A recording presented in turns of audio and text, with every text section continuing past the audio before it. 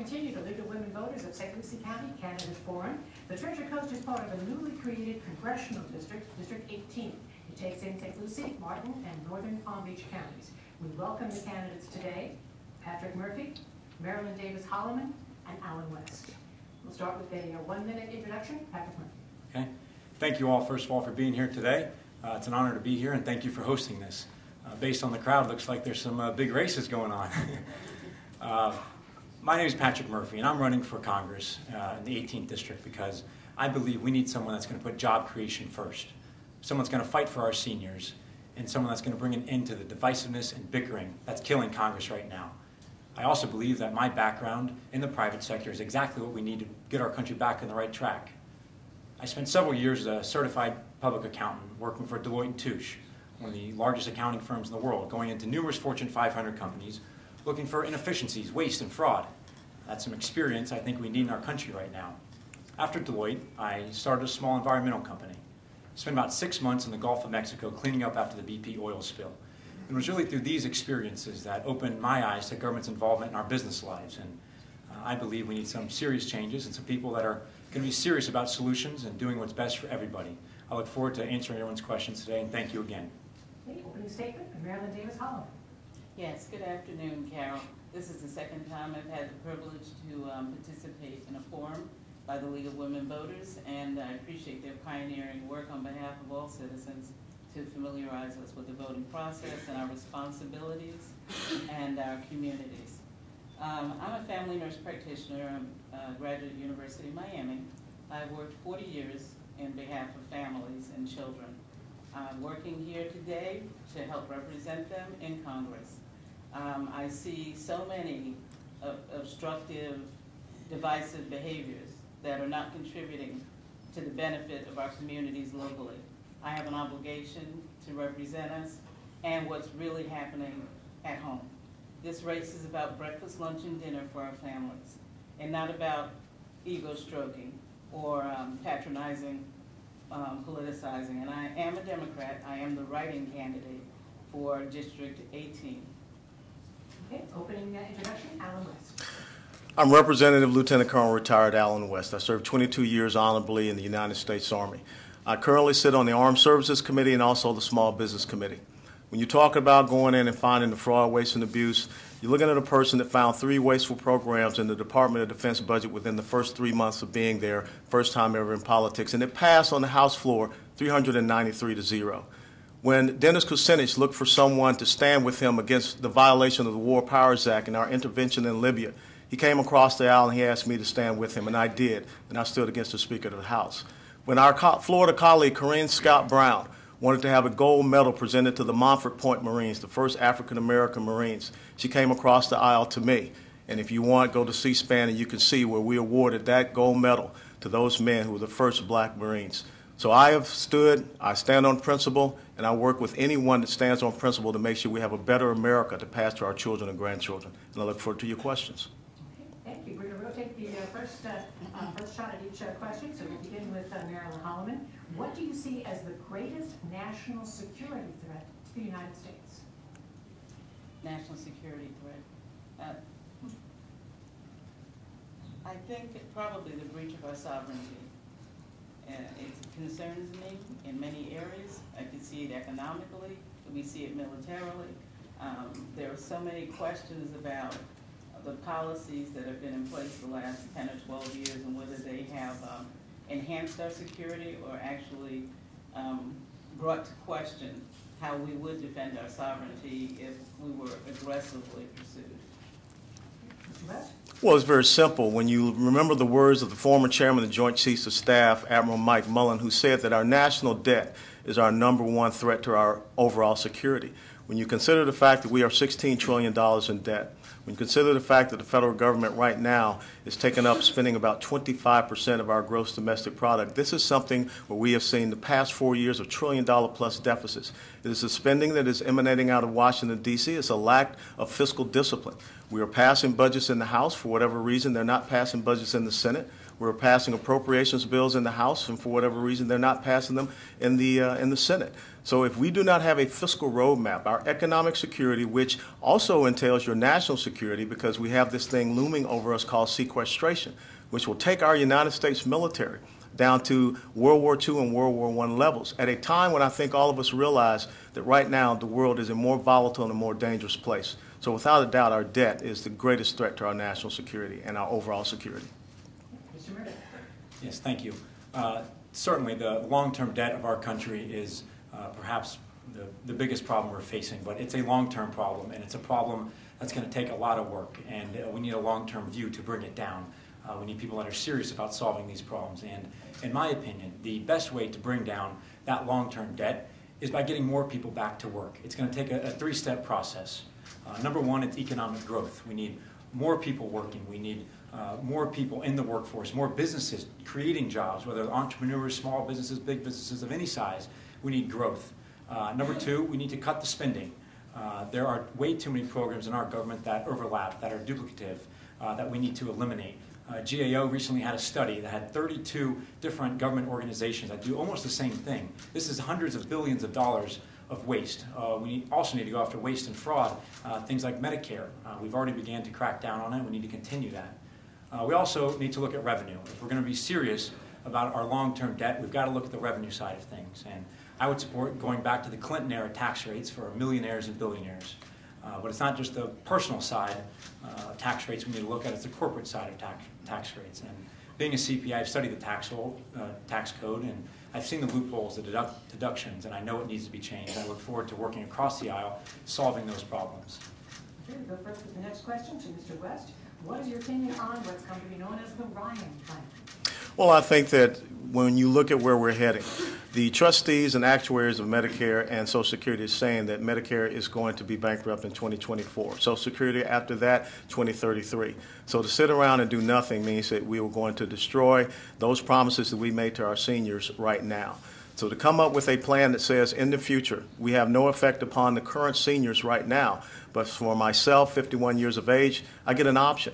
I get an option of going into a traditional Medicare, or I get the option of going into a premium support plan, which, as my opponent brought up, Bill Clinton, and I'm glad to see he's speaking like a conservative here today.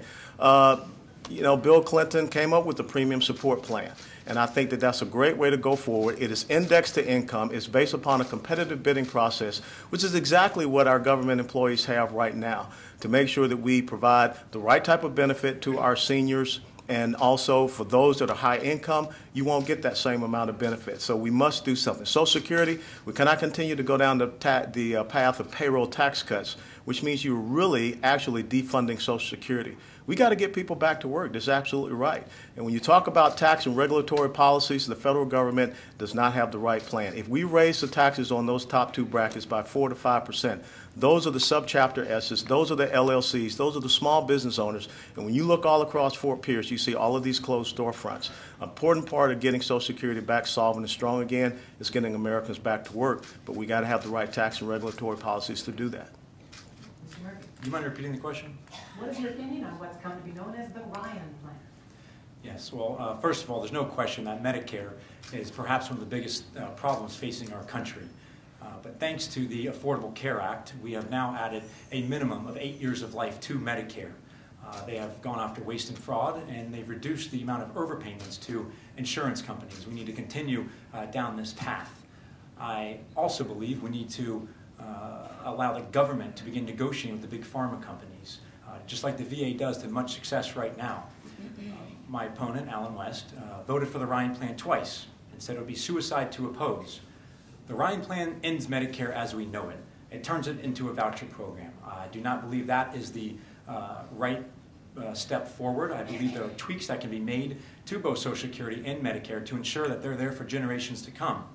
And when you talk about Social Security, Social Security can pay 100% of its benefits for the next 22 years.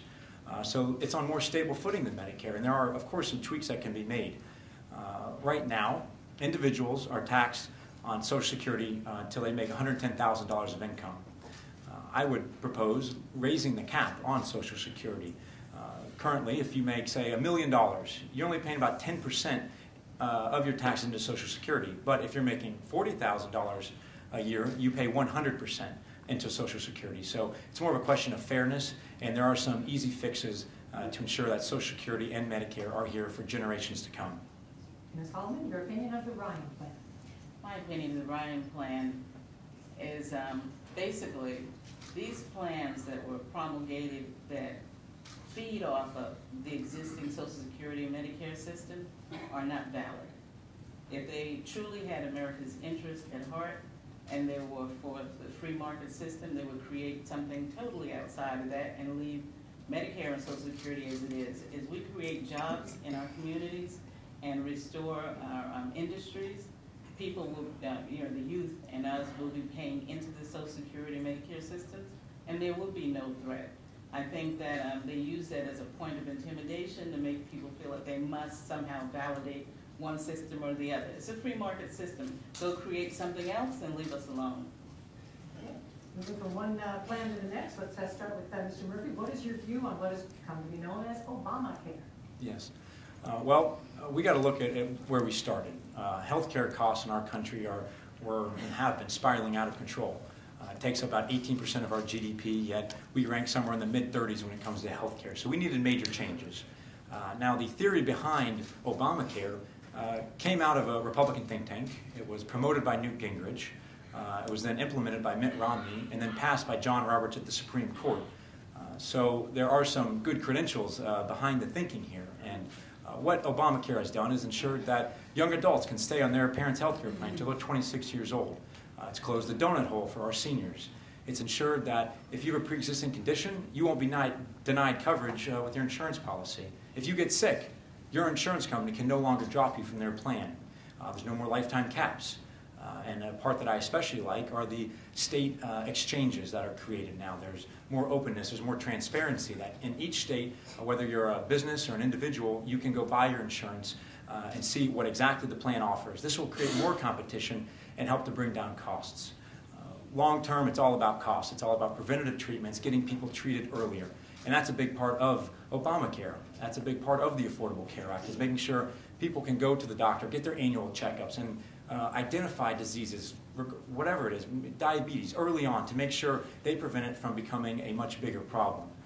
So look, no piece of legislation that comes out of Washington, D.C. is perfect. We need to focus on improving healthcare reform, and that should be the focus, not simply repealing it.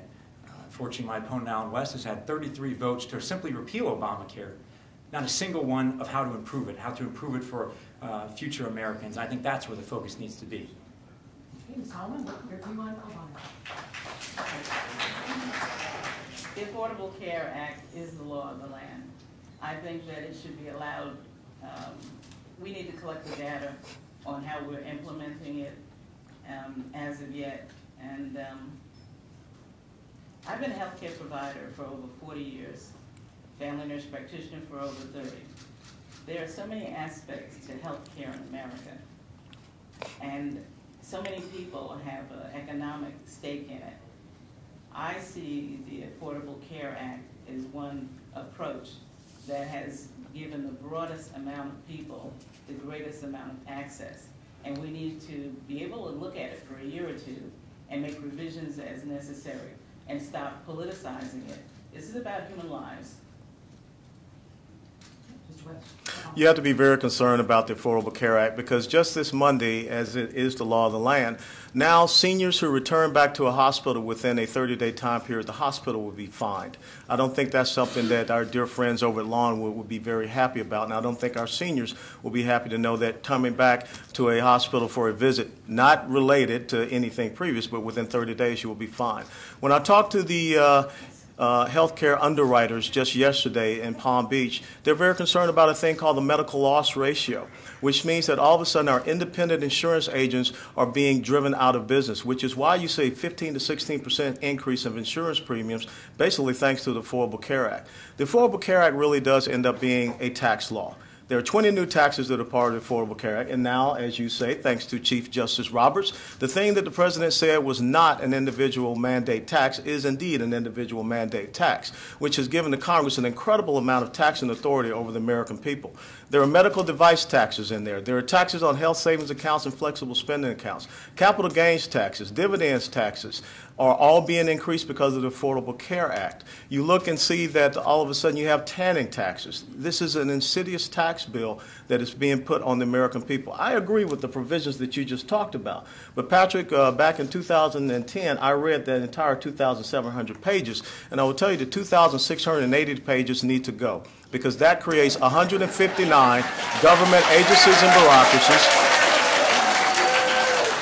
It creates 159 new government agencies and bureaucracies. And yes, we are robbing Medicare to pay for the Affordable Care Act. $517 billion to Part A, $247 billion of cuts to Part B. Talk to the Treasure Coast Hospice, which is about to receive a $5 million cut from the CMS due to the Affordable Care Act. Can I respond to that? Well, we'll move on to the next question here, and we'll start with Ms. Holloman. If elected, what is your plan to stimulate business growth in the United States? Well, locally, we need some free enterprise zones. And we need the small business incubators that were effective in other areas of the state and in other states to be comprised of minority business enterprise. There is no effective minority business development in this community. It's very difficult as a minority female to get a business going and to maintain it here. And because one, the economy is very poor and people don't have access to services to put their businesses in place and maintain them, and that they're not undercapitalized. Nationally, I haven't taken a look at that because, of course, I don't have access to all of that data. But I think definitely we need to revise NAFTA on a global, international level, and especially here at home, because NAFTA, some of the provisions of NAFTA have actually impeded the sovereignty of our own nation economically. Well, sitting on the Small Business Committee, I get the opportunity of seeing and hearing many small business owners come before us and talk about the onerous tax policy and the regulatory environment. In calendar year 2011, the administration issued over 71,000 pages of new regulations. You can talk to many of the people right here in Fort Pierce what that's doing to them. First of all, we have to stabilize and give some certainty in our tax system. Right now we have 6 different tax brackets. If you're talking about raising taxes on just those top 2 brackets, the 33 goes to 37, the 35 goes to 39.6. That's going to destroy small business growth. As a matter of fact, Ernst & Young, through the National Federation of Independent Businesses, said that that will affect 2.1 million small business owners in the United States of America and create almost 715,000 jobs being lost. And we just saw what happened with digital domain here.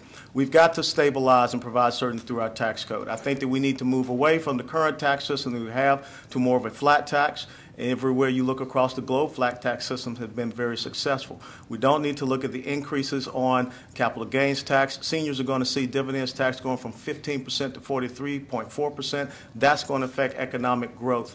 We have to look at some simple things. You talk about the airport right here in St. Lucie County. We had a hearing in the Small Business Committee where the administration wants to increase aviation user fees on takeoff and landings by $100 instead of keeping it on the gas tax. That's the type of insidious nature that is coming down, that is affecting our small businesses to be able to grow, which is the 85% lifeblood.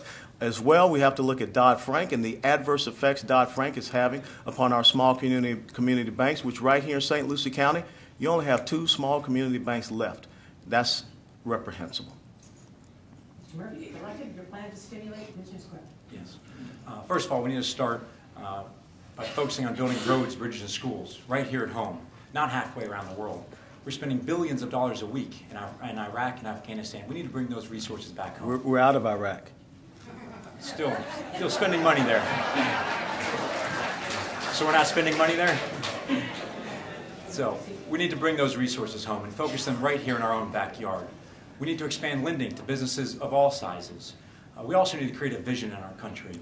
Unfortunately, we have no stability in our government. That, to me, is one of the biggest things holding us back. There isn't a climate conducive for job growth. We need a vision, and we need a tax code that's predictable, that we can lay it out for the next 10 years so businesses of all sizes and entrepreneurs can plan accordingly. We need a regulatory environment that's not too burdensome, that doesn't hold back innovation, and especially the small businesses. And there's such a big difference now between small businesses and large businesses, especially when it comes to regulations. And I've seen it firsthand. I know what needs to be eliminated and what needs to be streamlined.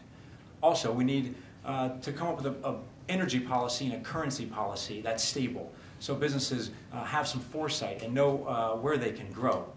I believe locally there's some opportunities as well.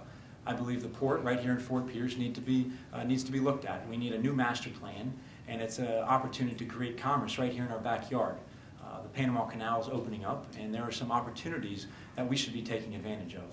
I also believe the Research Coast is something that we also should be expanding, and this is an opportunity for good-paying, high-quality, long-term jobs right here in our backyard, and we need to continue encouraging more of that kind of growth right here in our backyard.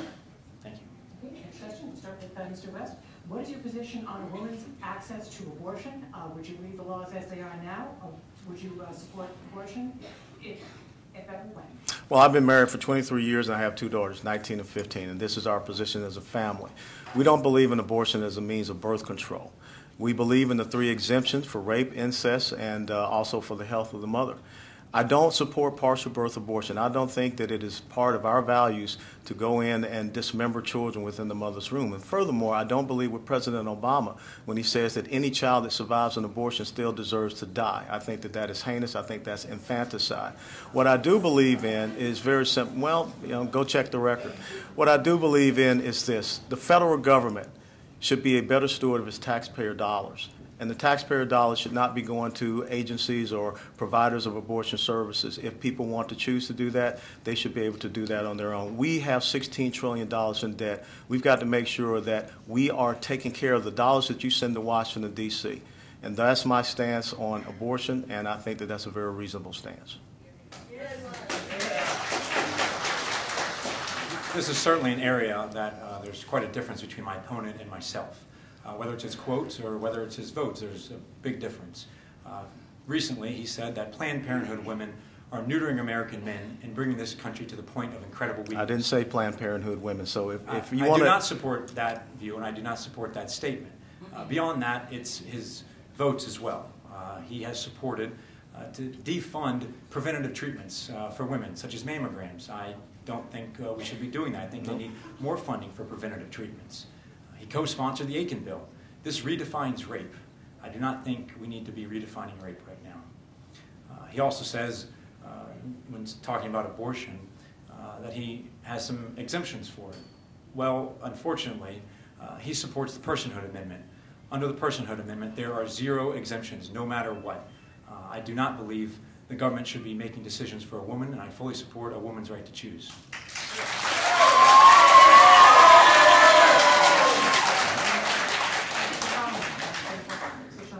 Yes, I'm a family nurse practitioner. I've been a nurse my entire life, since I was 18. We have a schizophrenia in our country that has embedded itself in the last 50 years, and socially we're all becoming victims of it. I am tired of the pro-life, pro-choice stance. Quite frankly, I think a man developed the term. And he stepped back, and we've been fighting over it for 50 years. 100 years ago, women in this country had very little choice in their lives. And one of the biggest indicators of poverty, as you know, is the number of children that he can't feed, that a man won't feed. Women have become, and women in that age were practically driven to craziness to the extent of wanting to destroy the life within them to preserve the life they had and their own children. We have advanced beyond that in the last 100 years. I think we need to get to the point where the issue about that is accountability, male-female accountability. You can't tell me as a nurse that you can't define what a life is. It's ridiculous. We're trying to make laws that cover our own, that are convenient for us. And they're making us crazy, quite frankly. And what is it in there? Is it a cat? Is it a dog? Could it be a horse? It's a child, it's a life. That's not where the battle needs to be. We need to move it to where the social aspect is male-female accountability. And that abortion is something that is reserved for something very extreme, instead of using the extreme to define the standard. I tell you again, the guys did it.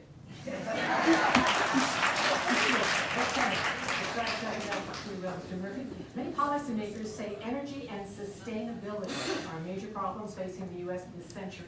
What policies would you support to meet the demand for energy while ensuring an economically and environmentally sustainable future? Yes, well, energy, again, is a long-term plan. I believe we need to increase domestic production of fossil fuels where it exists already, though, not off our shores and certainly not in the Everglades. We need to do it where it already exists. I spent 6 months, as I said, cleaning up the BP oil spill. I know the damage it can cause firsthand, but I do believe there's a balance that can be had between drilling and the environment. But really what we should be talking about is the long-term solution here and the movement toward green energy, whether it's windmills, whether it's biomass, whether it's thermal, whether it's tidal, solar, you name it. There are so many opportunities out there. And I don't believe it's government's role to pick winners and losers. I believe we need goals for getting off fossil fuels. And it's a long-term view, but it's realistic. So again, a long-term view, movement toward green energy. Okay. Ms. Howland? I'm sorry, please repeat the question. It's a long one. Say, policymakers say energy and sustainability are major problems facing us this century. What policies would you support to meet the demand for energy while ensuring economically and environmentally sustainable future? It is a long one. The ecosystem, of course, without an ecosystem, we're not here. So I do support efforts, that validate or acknowledge the role it plays in our energy. But I think most of our energy issues are we need to produce our own energy in this country, and as much as possible, and to maintain the sovereignty of our own country. Otherwise, we fall victim to the price variations and the instability of the markets that are international. So I do believe that we should support our own sustainability and whatever the different methods that are available. Mr. West, energy and sustainability. Energy security is part of our economic security and also part of our national security. We cannot continue to send taxpayer dollars to countries that would funnel that money over to people that would want to see us harmed, being it Saudi Arabia, being it Venezuela. We need to have a full spectrum development of our energy resources. I remember as a young kid back in the 70s sitting in my dad's car during the Saudi oil crisis and having to fill up that tank of gas on the even odd days based upon your license plate. I'm tired of hearing it's a long-term solution. We're the United States of America. We have these energy resources here. We have people that are developing these resources on state and private lands. We have a federal government that is not allowing these permits. We see the Keystone XL pipeline is a great example. You look at North Dakota with the Bakken oil fields. North Dakota has less than 3% unemployment, and kids are coming out of high school getting high-paying, five-figure income jobs. If we're not careful, you already have Scarabeo 9, which is a Chinese-built oil rig that was leased out to a Spanish company called Repsol that the Cubans have allowed to drill right near our coast. And with slant drilling, that means you can go 40 miles underwater and you can go right into our outer continental shelf.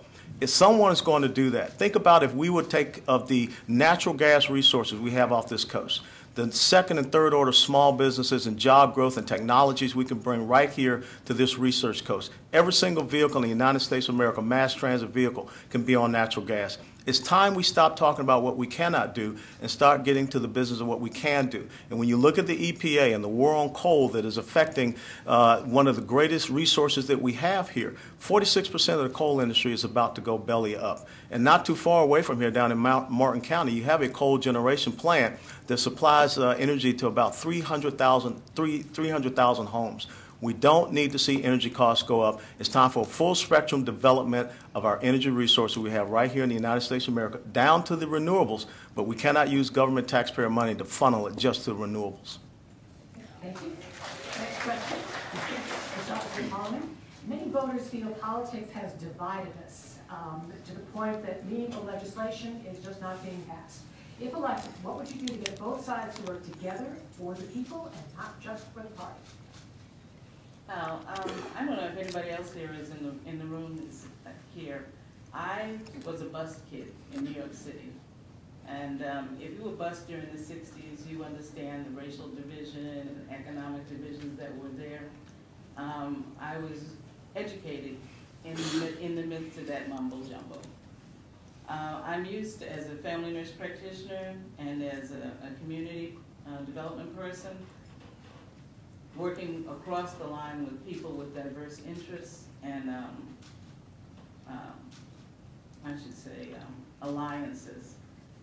I personally have always wanted to work together to make sure that what was settled on or evolved was in the best interest of the majority, with also an interest in, as a parliamentarian, of course, letting the voices of the small people be heard too.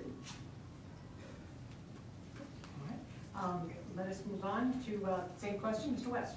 I sit on two very bipartisan committees, and that's the Armed Services Committee, which is focused on the national security of the United States of America, and also the Small Business Committee. The thing is this, it has to be principle-based. When you look at the United States of America, we're heading down a terrible fiscal path. If you don't recognize the fact that we just downgraded our GDP growth to 1.3%, the policies that we see emanating out of this administration, and the fact that we are passing budgets, we're passing legislation, we're passing almost 37 pieces of legislation out of the House of Representatives, bipartisan, that talks about regulatory reform, tax reform, job creation, policy legislation, and it's not being taken up in the Senate. So I think that when you look at the House of Representatives, we are working together to get some of these things done, as opposed to the Affordable Care Act, which did not get one single vote from the other side of the aisle, and now we're starting to see it unravel. So this has to be a principle-based issue and discussion about where we want to make sure that the United States of America goes for the future of our children and grandchildren. And I think it's so important. That's where we start, not just sitting saying that we have to go along and get along just because. The most important thing is, what are we doing to make sure that the future is bright for the small business owners, the future is bright for our energy security, the future is bright for our national security. Every single person should be well understanding about the effects of sequestration, and no one should be standing in the path of that. I'm very concerned when I hear people from the other side of the aisle saying that they're more than willing to take the United States of America off a fiscal cliff if they cannot get taxes raised. That is not a good position to take for our country. Mr. Murphy, working together. One of the biggest reasons I left the private sector was because I was tired of the bickering and the partisanship in politics right now. Fact is, I used to be a Republican, but I got so tired of the extremism of the Tea Party that I decided not only did I want to do something about it,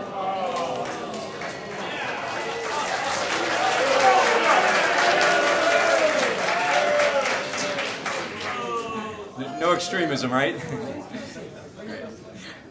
Look, it's the extremism of people like my opponent, Alan West, calling people communists, comparing them to Nazis, Marxists.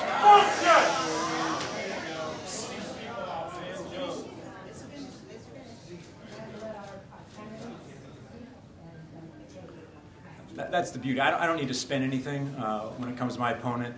Calling a colleague vile, despicable, and not a lady is no way to move this country forward. If we're going to be serious about these problems that we face, we've gone through quite a few of them today, we're going to have to reach across the aisle. We're going to have to find compromise and do what's best for everybody, for all Americans. When you're wasting time calling people names, making false accusations, there's no way you're going to be able to do that. So, look, we've got to do what's best for everybody. We've got to get over the partisanship in this country and see how we can help the people of the Treasure Coast, this state, and this country. Thank you. Okay, the final question we want to close on. Start with Mr. West. What would you do to help veterans in this country? Well, when you look at the fact that I am a veteran, when you look at the fact that my father was a veteran from World War II, my older brother a veteran from Vietnam, and my nephew has already served 2 tours of duty. Just last week we had a Hiring Our Heroes jobs fair down in West Palm Beach, and that's one of the critical things that we can do, get with the United States Chamber of Commerce. We also brought down the chairman of the Veterans Administrations Committee. We went over to the VA hospital to talk about how we can improve some of the situations we see there as far as the appeals process, the medical records process, and make sure we're servicing our veterans. The most important thing is that we should not have homeless and jobless veterans in the United States of America, and definitely not have them down here, and that's my commitment. One of the things I was very upset with the administration about, because I do sit on the subcommittee for military personnel of the Armed Services Committee, was when the administration wanted to triple TRICARE health care fees. that is breaking a promise that we made to the men and women who were ready to give that last full measure of devotion to this country. Once upon a time, we said if you served a full career in the military, you would receive good quality health care free of charge for you and your spouse. We backed off from that. We've gone to a TRICARE system, which I understand we can provide our payment to, but now we're talking about tripling. We also had an administration that said our wounded warriors need to go on private health insurance. And if you recall, the American Legion and the Veterans of Foreign Wars stood against the president on that. We need to have veterans that are serving up in Washington, D.C. to make sure that our veterans that are here are protected and taken care of, especially those young men and women that are coming back from Iraq and Afghanistan with these incredible injuries. So that's what I will continue to do for the veterans, protecting their health care, providing job opportunities for them. Mr. Murphy, could you do for veterans? Our veterans are our heroes. We need to do everything we can to make sure that when they come home, they have opportunities for a house, opportunities for jobs, opportunities to get their life back on track. And unfortunately, whether it's the Ryan plan or 11 other votes that my opponent took, he hurts veterans. He's removed opportunities for housing, for jobs. So we have to do everything we can. They need more opportunities for loans, for grants, for education, you name it. We have to do everything we can for our veterans and make sure that they come back and hit the ground running. Ms. Solomon, veterans. Yes, when our veterans came home from World War II, they had a chicken in every pot. They had legislation to help them go back to school. We have to stop talking, and our mandate should be funded for the support of our veterans that come back. People in my family are also veterans and have given themselves during World War II. We need to put our money where our mouth is and fund the mandates to support veterans and their families in education, rehabilitation. A lot of these guys are coming back home missing limbs and with traumatic brain injuries that are quite devastating economically and psychologically to their families and to our communities. I'm not so sure I agree that they should be put in places of the militia at home. I think they need to rest their brain, and we need to reintegrate them into other aspects of our economy so that they can enjoy some of the fruits of their labor and their commitment to us. Thank you. We have finished the questions from the League of Women Voters. We now have 2 minutes each for a closing statement. I believe the first start with Mr. Murphy. Okay. Again, thank you all for being here today. I appreciate your time and listening to us, and thank you for hosting this. As I said, we need someone that's serious about putting job creation first, someone that's going to protect the promise to our seniors, and someone that's going to bring an end to the divisiveness and bickering that's killing our country. Number one focus has to be jobs in the economy. We've got to look long-term to ensure that so many Americans have the same opportunities that we had. And this comes with the vision. This comes with creating stability in our government, working across the aisle. As I said, we need a stable tax code. We need to bring back regulations in certain circumstances to ensure that it's not too burdensome. We need stability in energy and currency prices. I also believe we need to protect our middle class. And some of the fundamental pillars of our society are things like Social Security, Medicare, Medicaid. We need to ensure that they're there for generations to come.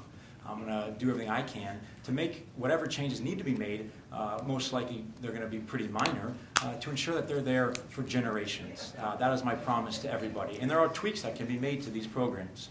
I also believe whatever the issue is, it comes down to bipartisanship. It comes down to reaching across the aisle, doing what's best for everybody. That is my promise to everyone here. I'm going to work my tail off in Washington, D.C. for everybody in this room, for 100% of this district. We not only need to get to work, we need to work together.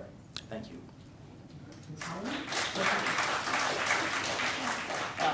Thank you for taking me as a walk-in for this race. I am the write-in candidate because of funds.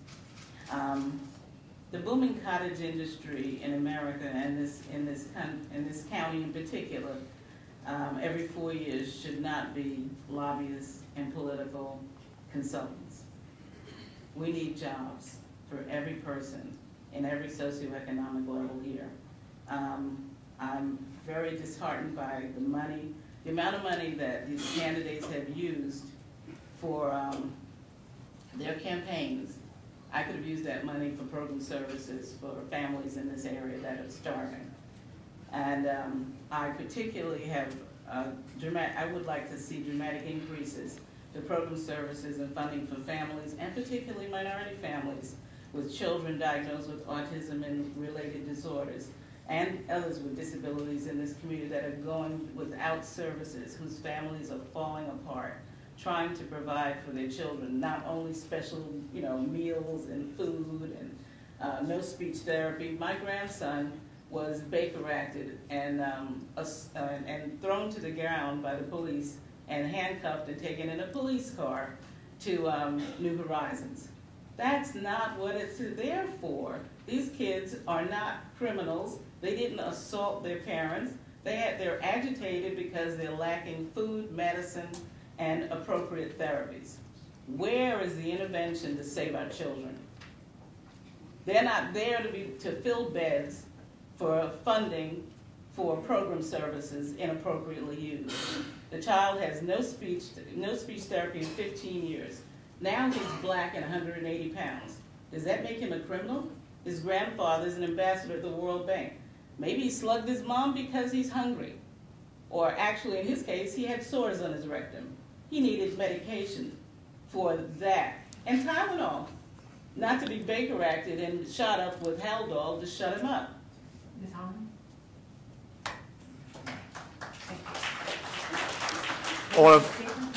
I want to thank League of Women Voters once again for hosting this and enabling me to be here. And I think that when you look at where we are in the United States of America, the fundamental principles that I believe in, that you can go back and see at the Declaration of Independence through the Constitution, you can go back and research it through the Federalist Papers.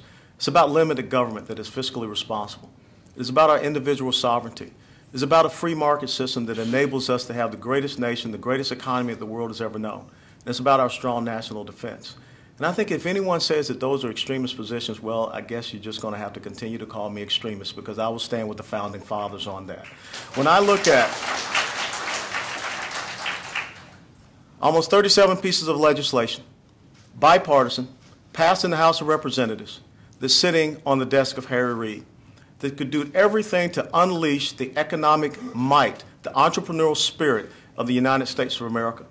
That's my voting record, and that's what I will stand for. And that's what I will stand by, and I will continue to do that in returning to make sure that Fort Pierce can reach the level of expectations and opportunities they want. Every single person that I was listening to, county commission candidates, city commission candidates, mayoral candidates, talked about unleashing the economic spirit here in this city, in this county.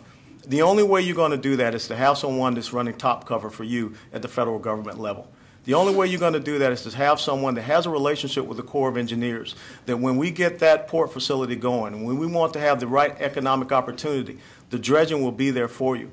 When we look at the C-44 canal, so that we don't have this incredible wastewater runoff into our estuary systems, we're working with the Corps of Engineers on that. When you look at the Everglades Restoration Project, if we get a government that is fiscally responsible, we can make sure that we're funding those projects.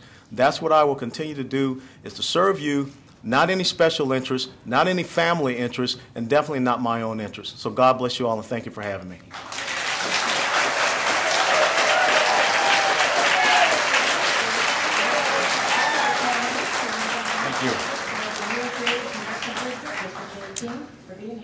Thank you. Marilyn Davis Holloman and Alan. Thank you. Thank you.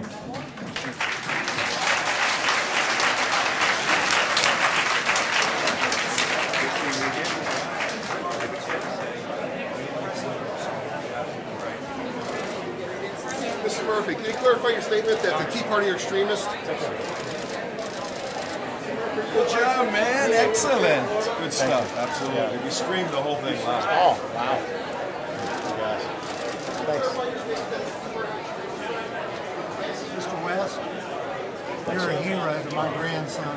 Thank you. We love you. Appreciate it. God bless you. Keep up the good work. West, can you sign my hat? Did he give you a bunch of money?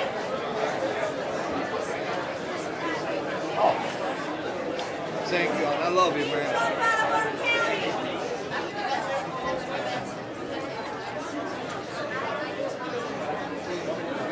Thank you very much. Thank you.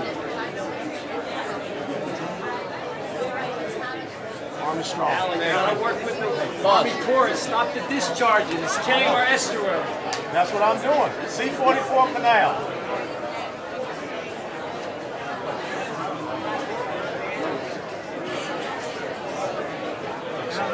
You and Tebow on my hero. Tim Tebow is a lot better than me. There you go. No arm wrestling today. I just wanted to say hey. Hey, we're proud of you. Thank you for running. This is ready for you. Let's see if it'll right. Mr. West, while you're doing that, real quick, I just need to ask you about last night's debate and any comments on it? Any comments you can do?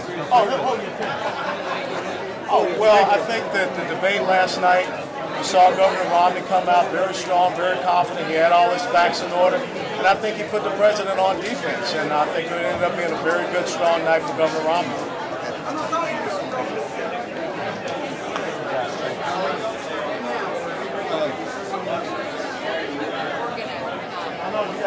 We'll let the press take Everyone, all the way, sir. All the way in this side. Cool. Can you say hello?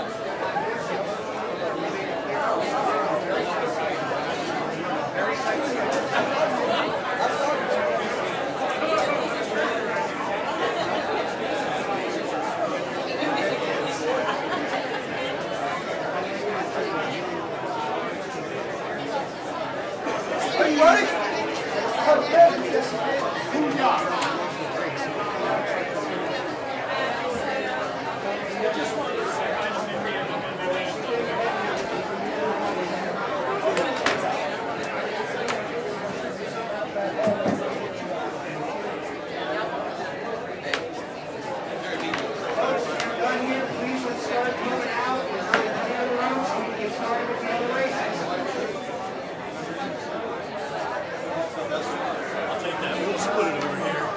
We're not going to be able to get it down this way. It's too deep.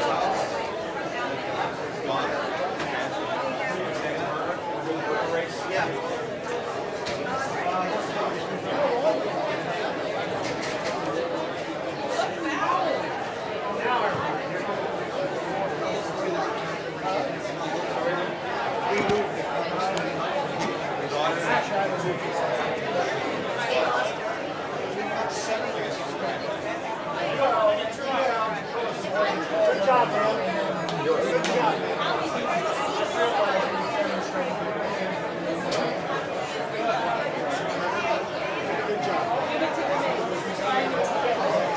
I just wanted to say, I thought you did a great job. Your definition of like the pro-choice, that was like, hello, duh, shut up already. Back and forth. Back, where are we going? Yeah. We're leaving the woman holding the bag. Right. And And it has I work nothing in to these do with homes. that. I work in these homes and I go in and I teach parenting skills and I have moms in Fort Pierce that they don't even know how to set up an email. And I think like how Get the email. not They can't set up a dinner. They Right. don't know what a good meal is. to get a job, they want to set up a resume, stuff like that. And I think how it's not pathetic in a their fault kind of way. It's pathetic in a who the hell is teaching these people? That's Right. a teeny piece of the whole deficit. Right. Because a lot of people don't even know what the hell happened.